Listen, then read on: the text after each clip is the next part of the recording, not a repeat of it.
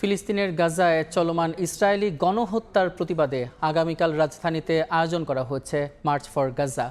নিরীহ ফিলিস্তিনিদের পাশে দাঁড়াতে বিশ্ববাসীকে সোচ্চার করাই এই কর্মসূচির লক্ষ্য বলে জানান আয়োজকরা।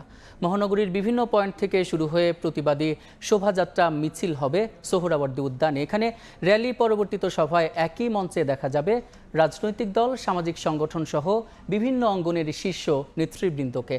ইতিমধ্যে সভাস্থলে নেওয়া হচ্ছে বিশেষ নিরাপত্তা ব্যবস্থা, তৈরি করা হচ্ছে বিশাল মঞ্চ। সোহরাওয়ার্দী উদ্যান পরিদর্শন করে কর্মসূচি সফল করতে নানা নির্দেশনা দেন বিভিন্ন দলের নেতারা।